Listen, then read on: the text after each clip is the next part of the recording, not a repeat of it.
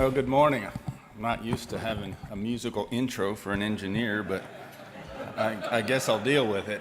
I'm Joe Leimkuhler. I'm the Vice President of Drilling for Log Exploration. I imagine most of you have never heard of LOG. It's because we're a private company. LOG is the largest private oil company in the United States, and we operate solely in the deepwater Gulf of Mexico. So I first became aware, and if you could pull up my slides. There we go. I first became aware of the terminology, can we dominate energy, here in Houston at the Offshore Technology Conference, which is held every year, and it's the largest oil and gas conference in the world. It's down to about 70,000 people, it used to be well over 100,000, but at that event, Secretary Zinke held a session, and I went to it, and in there, I'll be honest, I was expecting to hear the typical things you always hear. We're going to be energy independent. We've heard that for my lifetime. And he used a different word. He said, we're going to dominate energy. And I'll be honest, I rolled my eyes and I thought, yeah, right, okay. I'll just be happy to see us recover some of our energy prominence rather than energy dominance. But that's what he wanted to do, and I thought that was interesting. So I started to do some research on my own about, well, what does that really mean? So that's what I'm going to cover with you today. I'm going to give you an overview of U.S. energy. Where do we get it? How do we use it? We'll take a look at the Trump administration's energy goals and strategy, and we'll clarify what does it really mean to dominate. I'll give you my own personal SWOT. That's the strengths, weaknesses, opportunities, and threats to our ability to dominate energy. And then I'm going to go in depth, and we're going to look at every single basic category of energy, oil, gas, coal, nuclear, renewables, and answer the question, can we dominate? Yes or no? And it's a mixed bag, I'll tell you right up front. But that's what I'm going to walk you through. I'm also going to violate everything I've ever been taught on presentations. Keep the text to a minimum, keep everything to a minimum. Don't overload your audience. Well, screw that. I'm going to overload you today, okay? So here we go. Energy policy. What does it really mean? Where do we get it from? Here's all our energy sources. Starting at the bottom, what we import. We actually import miscellaneous hydrocarbons, not crude oil. And now we import crude oil. And I saw that number and I thought, darn, I've heard for years our imports are down. I know we consume roughly 19 million barrels of oil a day, and to see us consume that much relative to what we actually produce, there's the two numbers, we're actually importing total hydrocarbons more than we actually produce. This is last year's numbers. And this is expressed in BTUs, so all the energy forms can be added. A BTU is a British thermal unit. For the non-engineers in the audience, that's the amount of energy to raise 1 pound of water, 1 degree Fahrenheit. So if you got 80 gallons of water in your tank at home, 80 BTUs raise at 1 degree. So this is in quadrillion BTUs. There's natural gas, there's coal, there's nuclear energy. Now we get into hydrothermal and geothermal. We get into wood waste. We get into biofuels. That's mainly corn ethanol. We get into wind energy, and then we get into solar. Drum roll, there's solar. I'll go back and do it again. There's solar. So from a total energy standpoint, the way an engineer looks at it, actual BTUs of energy, it's still pretty minor. And it's still 83.3% of the energy we used in the year 2016 came from hydrocarbons. 95% came from conventional energy. I define conventional as the energy that existed when I was in high school. That's my definition of conventional energy. And then there's subsidy energy. That's the energy that is heavily subsidized. It contributes 4.5% of the total energy we consume as a nation. So where does it go? This is what really my first surprise. I was surprised to see that, my goodness, of the oil we actually have, both imports and exports, 50% of what we import, we turn around and export it. Our refineries turn that into refined products. We're now exporting crude at record levels. Last week was the highest level of crude exports we've had, and I'll cover that in a minute. But we actually export half of what we import. We add value to it in two ways with crude oil. Other areas, we use it to run our industries. We use it to move around, both in our transport of our goods and materials and ourselves, and we use it to create comfortable environments where we live and work. So Trump wants to dominate energy. So, okay, great. It sounds like a typical campaign slogan, to be honest with you. So what does it really mean? You just saw the video where Donald Trump Actually covered that quote. That was a good lead-in, thank you very much. But in late June, he said, we want to dominate energy.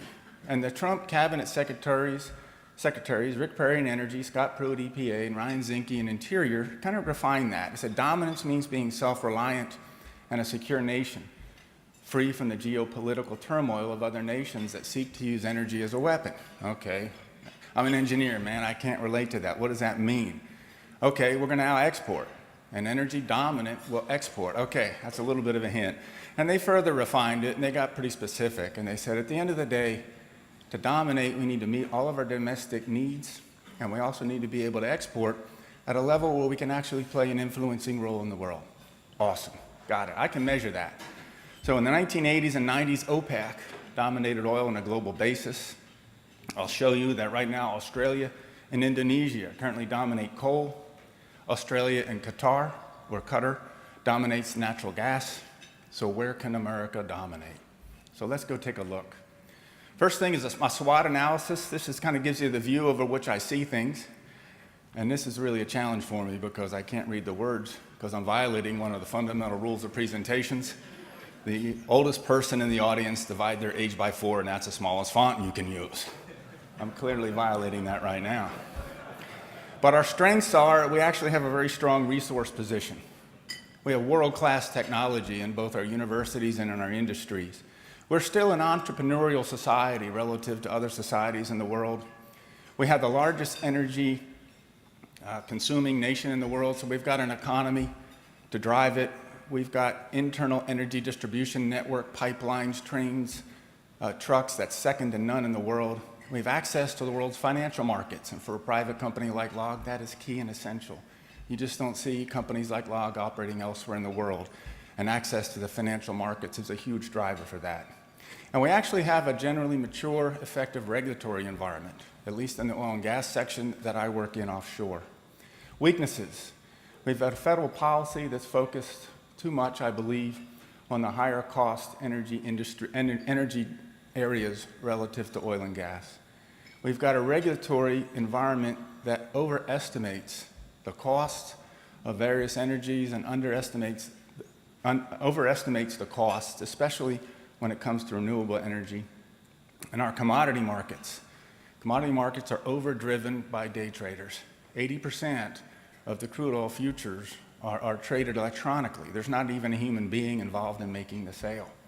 So that creates tremendous price volatility, both high and low, and that's not good for those who are trying to run a sustainable business. Our opportunities, I mentioned that we have the world's largest economy. That means we also have the largest opportunity from efficiency gains.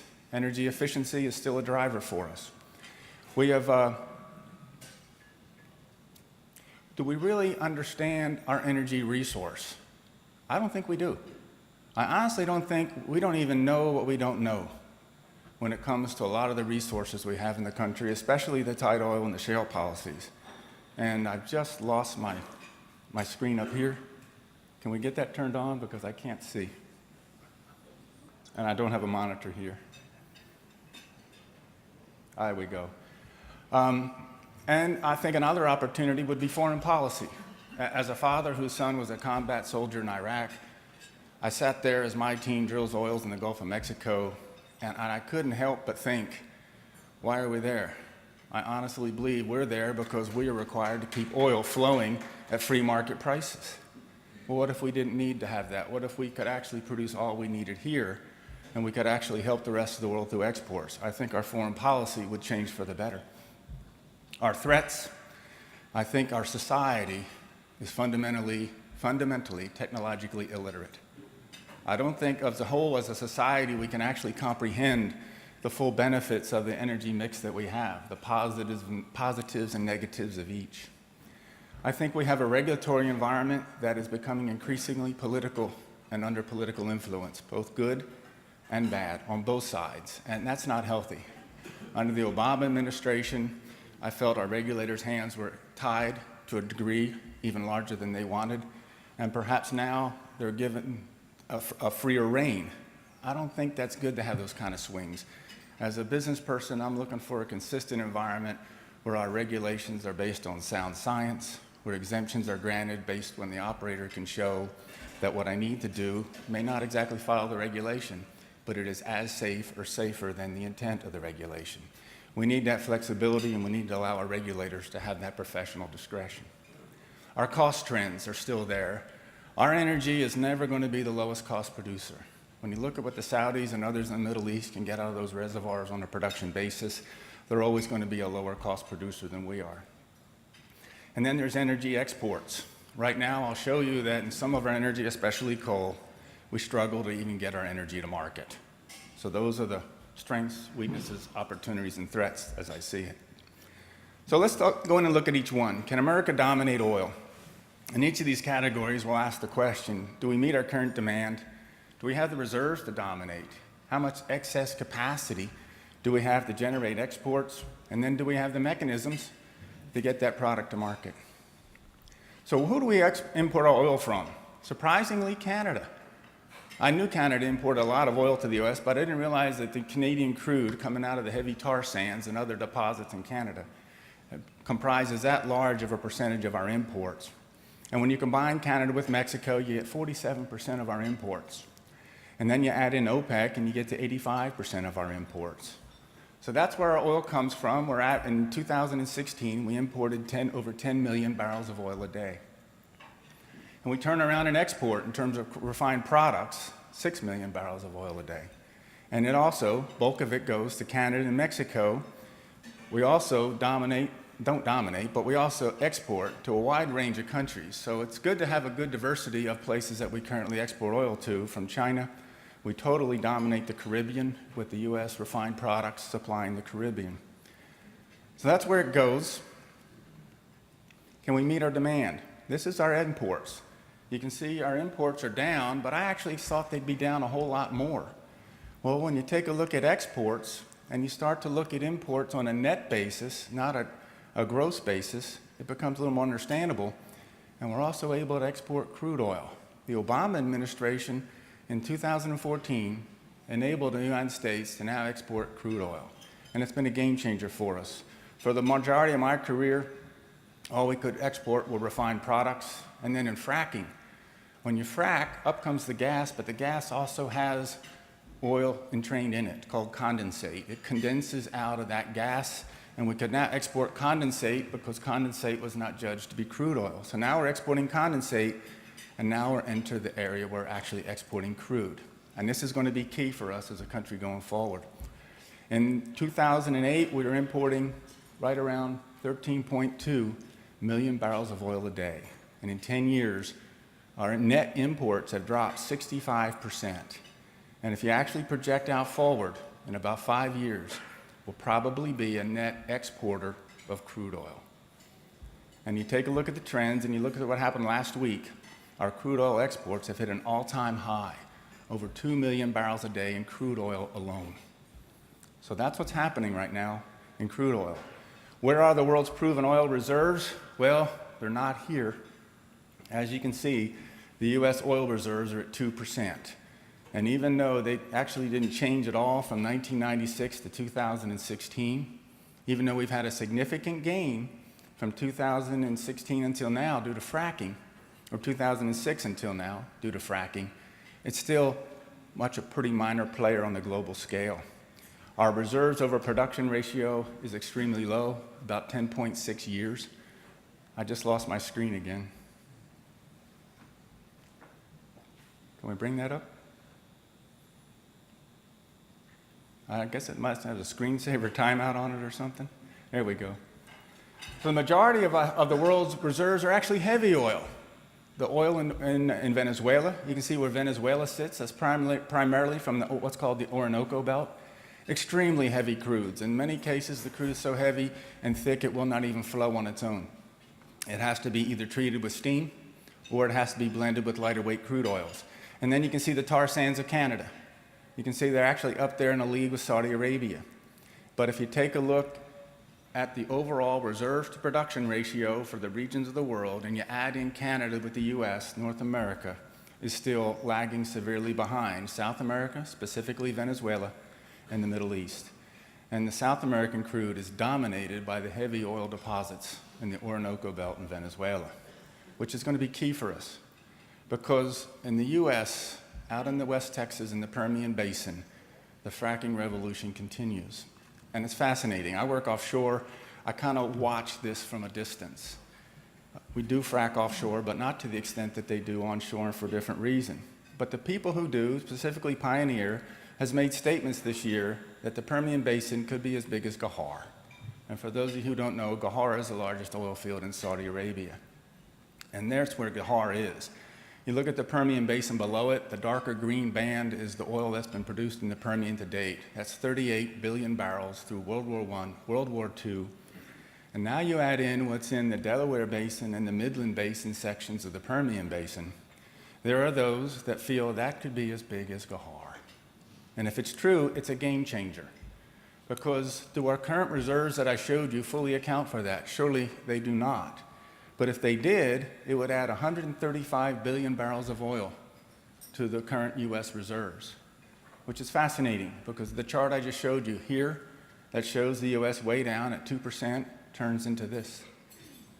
The US suddenly rises up. And all of a sudden, our R/P ratio increases to a level that competes with virtually any area in the world. And it actually enables Venezuela. And I'll cover that in a minute. Well, actually, I'll cover it now. Or actually, I'm going to cover it in a session this afternoon when I talk about fracking. I had to pull those slides out because they said, Joe, you only got 45 minutes. Okay, got it. The US crude that comes out of our shales is very light. And because heavy crude just can't get out of that tight shale rock. So the crude that does get out is very light. It's very thin. It flows beautifully. And you blend that with the heavier crudes in both Canada and Venezuela. Now you've got what's called synergy. And the two of them together actually increase the value for both countries. So I see the US crude exports as a thinning crude, and that's what you're seeing right now. A lot of the crude that's exported out of the US is to do exactly that. That enables crude production elsewhere. This is a historical look at our crude production trends. I'm going to go to the big screen over here and awkwardly turn. But you can see our production peaked. Is there a pointer on this? There's a pointer here. Our production peaked in 2008, back in the 70s when I was in junior high. It peaked at around 10 million barrels. And then you can see a steady decline throughout my career. You could argue that's my impact to the industry. But here you can see, once the fracking revolution occurred, you can see how quickly our production ramped up. But then in 2008, when prices crashed, you saw the production come down just as fast. And that's because one of the things these shale wells do is they decline exceptionally fast. They come on very strong right now, and I'll cover that in a session this afternoon. But then they drop real quick. And I thought, well, with the rig count dropping, and our rig count 2 years ago was at an all-time low. And we started to see our production drop just as fast. And I thought, surely that's going to be the death of shale.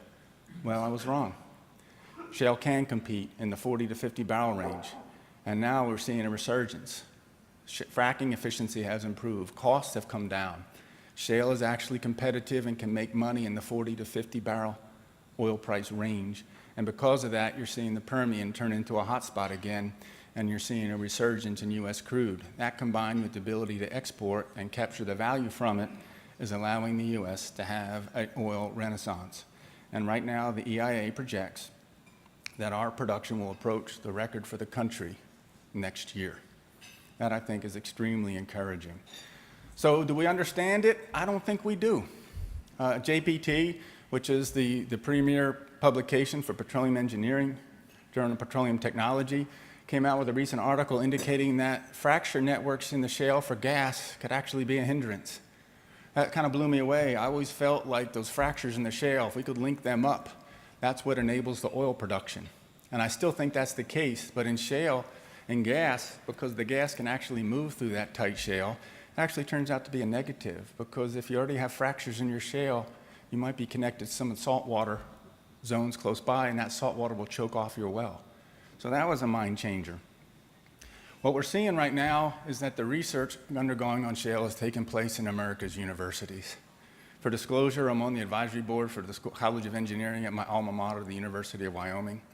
They've just opened up a $110 million research facility totally dedicated to unlocking the mysteries of shale and fracking. It's an amazing facility. MRIs, CAT scans, scanning electron microscopes that can go in and at a molecular level look into the shale that has been fracked to figure out what's going on. It's an amazing facility. So when it comes to oil, can we dominate? Do we meet our demands? For each of those questions, we don't meet our current domestic demands yet, but the trends are going in the right direction, and within 5 years, we have the opportunity to do so. We certainly have the reserves if the fracking revolution turns out to be real, and I'll cover that in a session more this afternoon. We have the excess capacity to generate exports, and we have the mechanisms to export thanks to the Obama administration's lifting of the moratorium on exporting crude out of the United States. So can we dominate oil? I think yes, we can. Will we dominate oil remains to be seen, but we certainly have the capabilities to do so. Let's move on to natural gas. We'll ask those exact same questions of natural gas.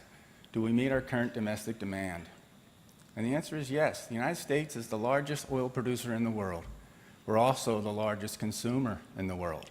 In fact, we consume every bit of gas that we actually produce, and we actually imported a little bit of gas last year. We're the global leader in both production and consumption, and we meet all domestic demand. In 2005, when I worked for Shell Oil Company, Shell had started to bring on projects to export liquefied natural gas out of Lake Charles, Louisiana. And they stopped. That project was stopped before it ever really got started. And what's interesting is that same footprint where Shell wanted to export natural gas turned into import natural gas turned into an export terminal that is now exporting natural gas out of Lake Charles. So on the consumption side, our growth has been fueled by gas prices and a regulatory move against coal and the pricing environment against coal. Natural gas competes against coal extremely favorable. Significant movers in natural gas is interesting. China is rapidly increasing their natural gas production and consumption. Qatar is a top 5 producer mainly because of exports. They are the leading exporter of natural gas, and we'll look at that in a minute. What's really fascinating is what's going on in the UK and Germany. You'll notice those numbers there for UK and Germany actually red. That means they're negative. Their natural gas use is actually declining. And they're increasing the use of renewables, and they're seeing a decrease in reliability of their energy systems and significant increases in cost. So where are the world's proven natural gas reserves? Unfortunately, the way we measure them right now, and to the degree to which we understand it, again, not here. Even though we have increased significantly our natural gas reserves over the last few years relative to fracking on a global basis, we're at 4% of the world's reserves. And we've had no reserve increase in 2016 because at current gas prices, it's just not economic to actually go out and drill for additional natural gas. That doesn't mean we're not producing it. We're producing it in the Marcellus Shale, but in terms of actual new production to generate new reserves, that is not going on right now, but I do expect that to increase once gas prices get into the $3.50 range. So our R over P on natural gas, as you can see, is extremely low relative to other regions of the world. So that will be a challenge for us. And I've lost my screen again. And you've lost your screen too. There we go. So on a global stage, right now we play a minor role in LNG exports. Exports would have to increase 20-fold for the U.S. to dominate in the global LNG markets. And to compete, we're going to have to increase our reserves at the lowest cost to offset the relatively high transport cost, because gas in the United States is the cheapest in the world, but it still has to be perhaps even cheaper for LNG to work long term. Because you take gas from either onshore fields or offshore fields, it's going to cost $1.50 to $2 for every 1,000 cubic feet of gas to get it compressed and chilled so it becomes a liquid. Then I have to load it onto a tanker and pay 50 cents to $1.20 to get it where I want to market it in the world. Then I have to degas it, convert it from a liquid back to a gas, and get it into the transport network for that area. In total, I'm going to have to spend anywhere from $2.30 to $3.50 to get my 1,000 cubic feet of gas to the point of sale in the export market. And this is a graph of global gas prices. You can see the U.S. gas prices are the lowest in the world thanks to fracking at $3 per thousand cubic feet. Well, the market forces of fracking have really driven that price down and keeping it low. And for a long time, there was what I called the no-brainer zone for LNG. If I can buy my gas at $3, transport it for $3, and sell it for $9, I'm making a heck of a profit. So that generated the installation of the LNG plants. But now you can see global gas prices are also declining. And now I think we're into what I call the LNG challenge zone.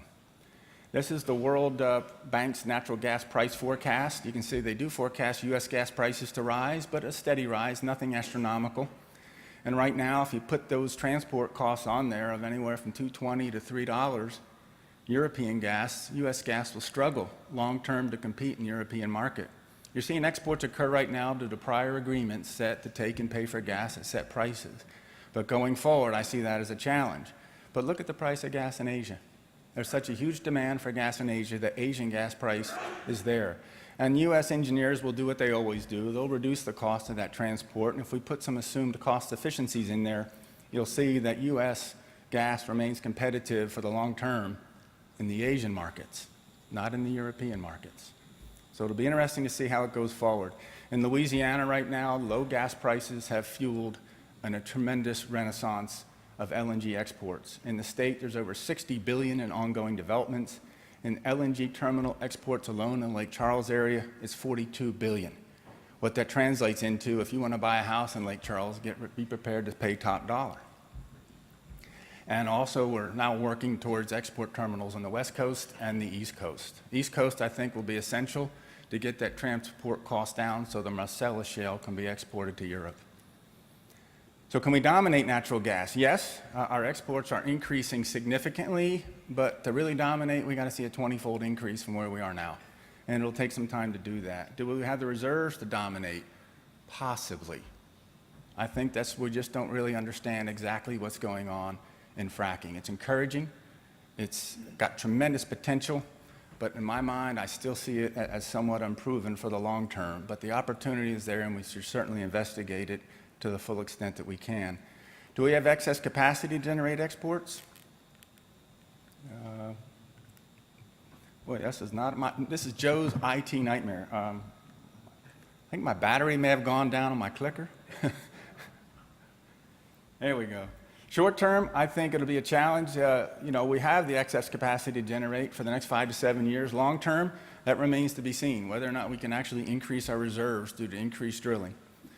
And do we have the mechanisms and policies to export? Yes, I think the U.S. upstream industry is capable of responding, and we're seeing that taking place with new export terminals going in.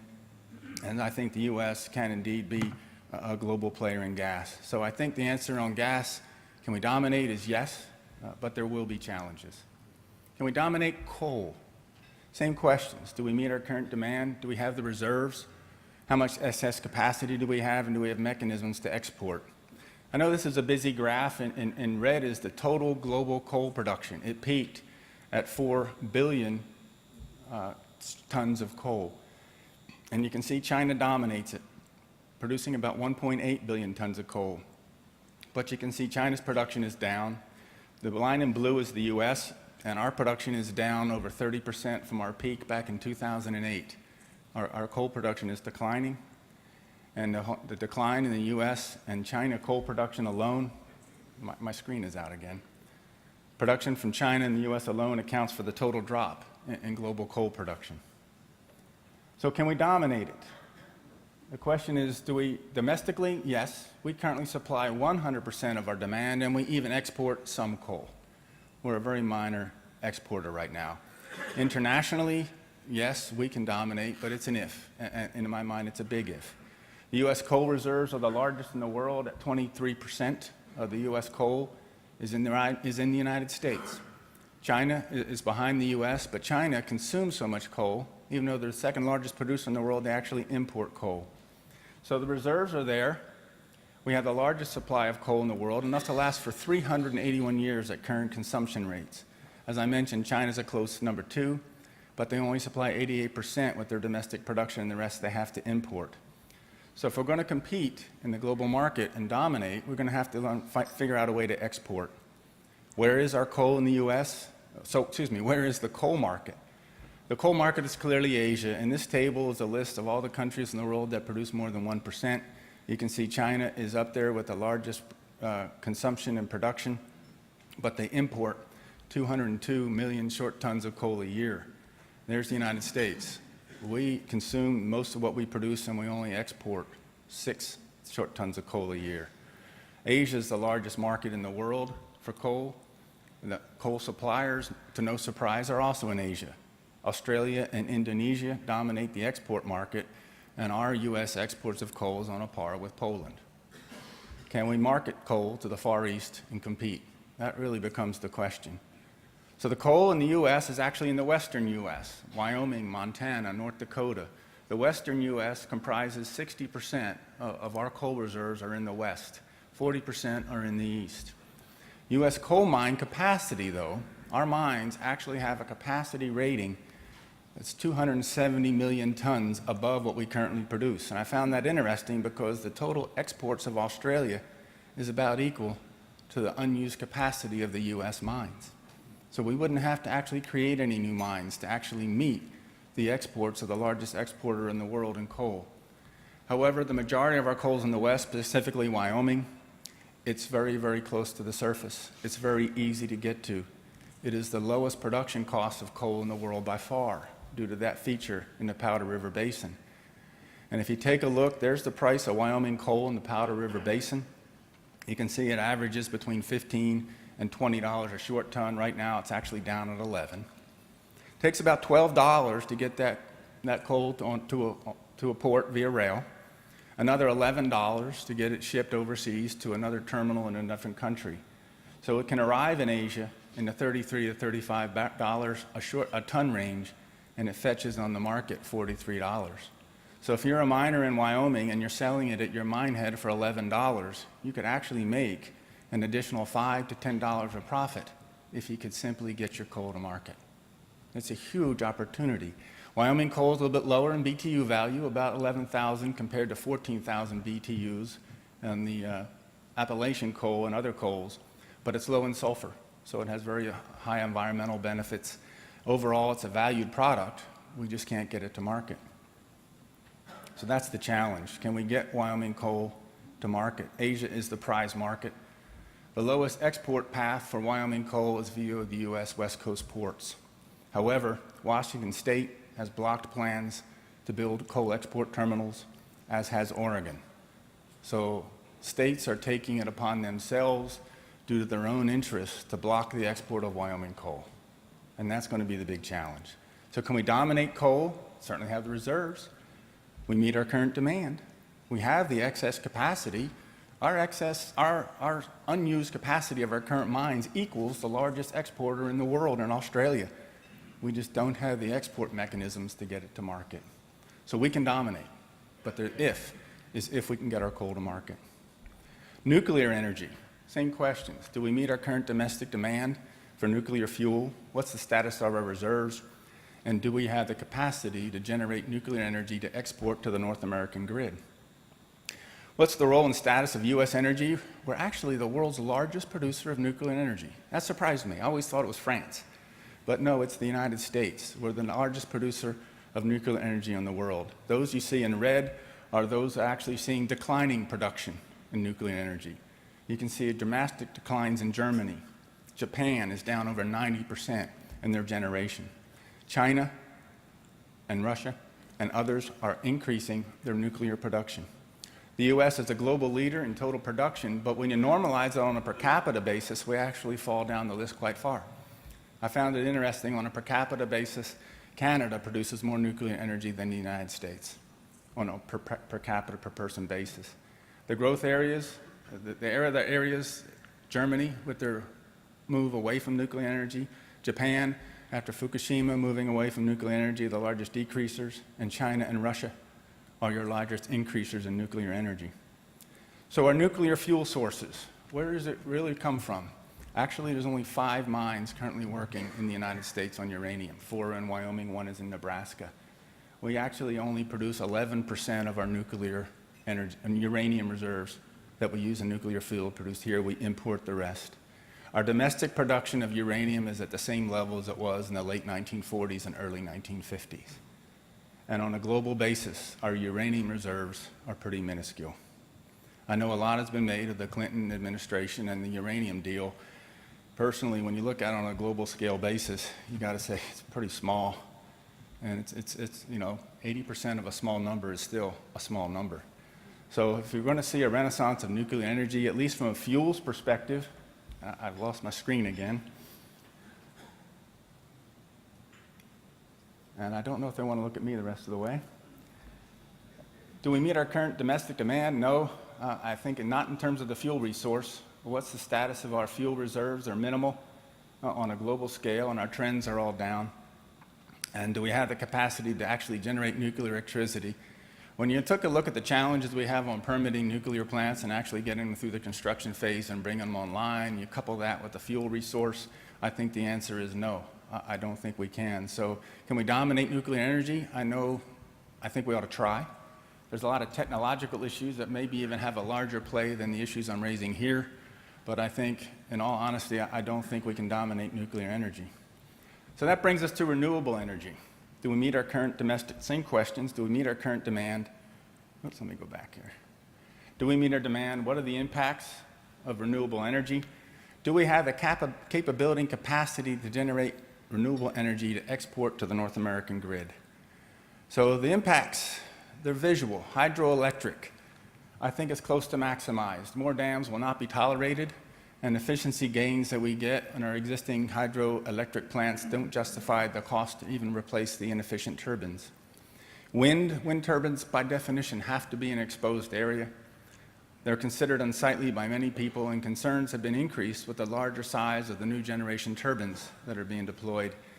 They generate noise, aerodynamic noise as the air passes over the blades, and mechanical gearbox noise. And wind farms, because of those issues, are generally located far from highly populated areas, so therefore they're considered less offensive unless you're one of the people who happen to live there. They may scatter electromagnetic signals, causing interference with communication systems. In the Gulf of Mexico and Louisiana, where I live, we're dealing with what's called the hypoxia zone. I don't think most Americans are aware of the hypoxia zone. It's a zone of no oxygen because the runoff from the Midwest generates algae blooms in the Gulf of Mexico. The algae dies, the oxygen's depleted, and it becomes a dead zone. And I've lost my screen again. So that is a concern. And then there's the wildlife impact, specifically the loss of habitat associated with large renewables.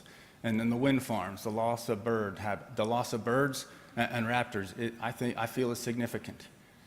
And I lost my screen again. I don't know what's going on. So the hypoxia zone, right now this year we are at a record hypoxia zone, the dead zone in the Gulf of Mexico. It's the largest ever. And I often wonder, is that also correlated with the amount of corn ethanol production that's in the Midwest, which is also at a record. And also we had record soybean production in the Gulf of Mexico, in the Midwest. So record acreages in farmland, record amount of fertilizer and other runoff is coming into the Gulf of Mexico, and I don't think it's a coincidence that we have a record dead zone in the Gulf of Mexico this year, the size of New Jersey.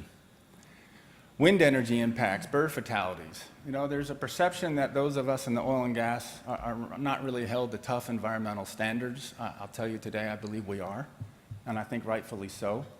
But other industries, I feel, probably need to be treated the same.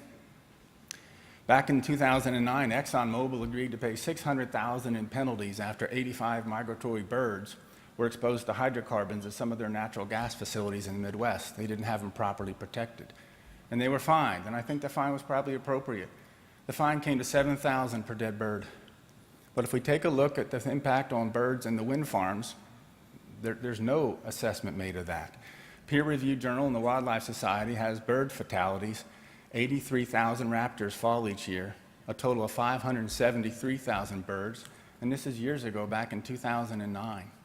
If you apply those same penalties for the impacts to wildlife, it would generate $4 billion in fines to be paid by the wind industry.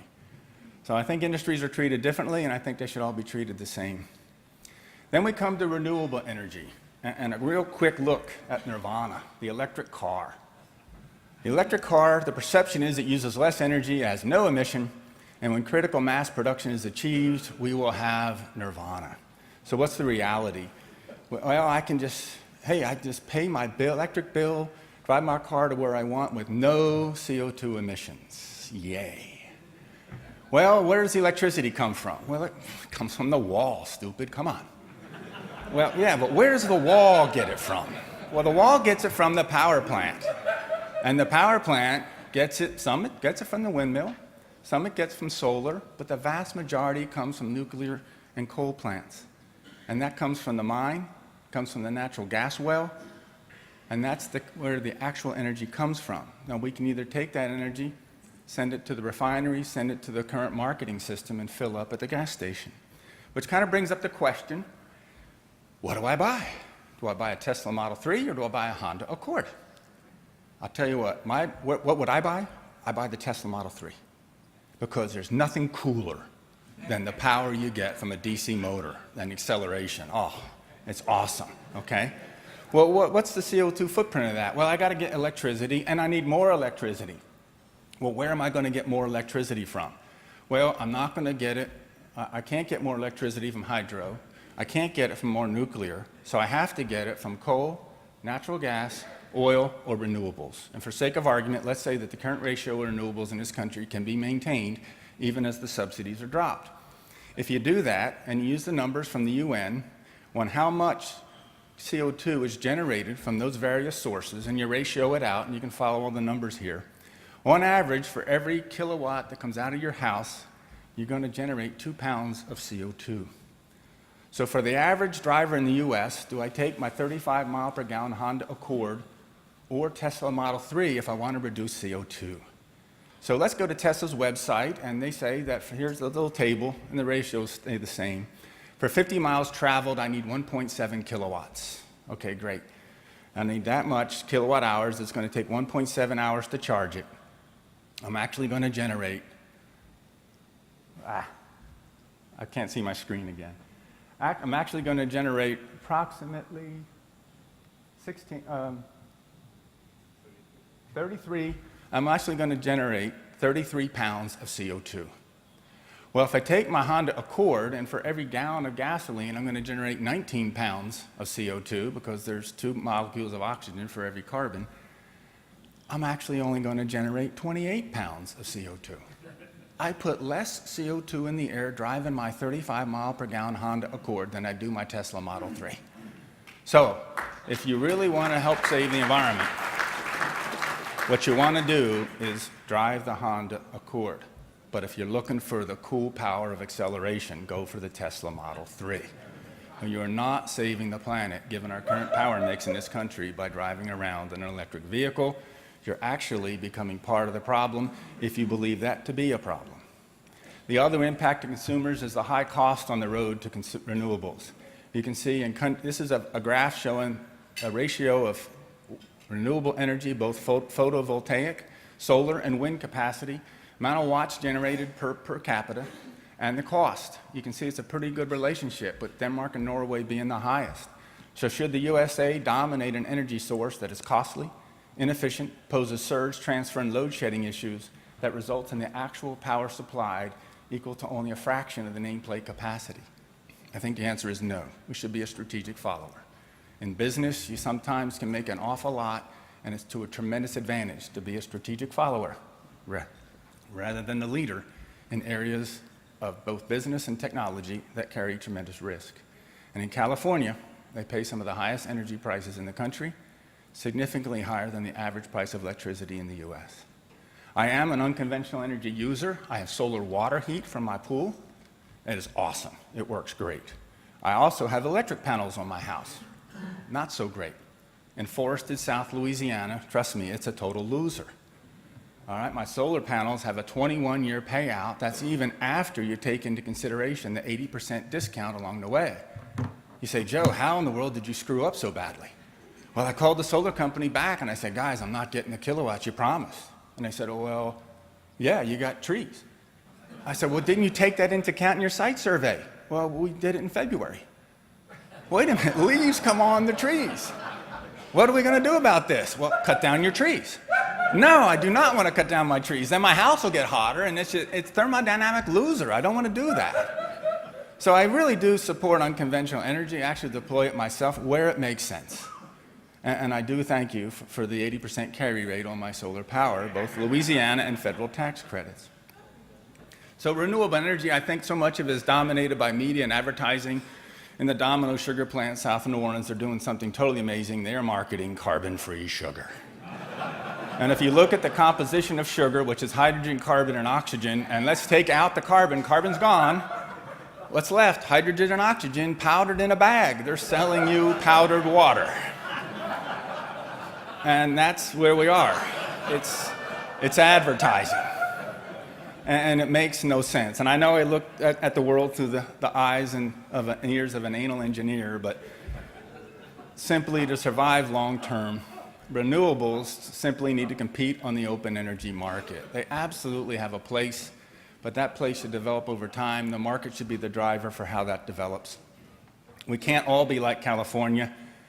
I won't go into this slide in detail, but I imagine you guys will be able to download the presentation. This is California's energy mix, what they put in 2015. And their total energy, where they get it from, everything. This is from the actual EIA website. Both their oil, their renewables, their natural gas, their nuclear, and their imported energy that comes in over the grid. And what's amazing is right now in California, 65% is still hydrocarbon-based, and 67% is actually imported.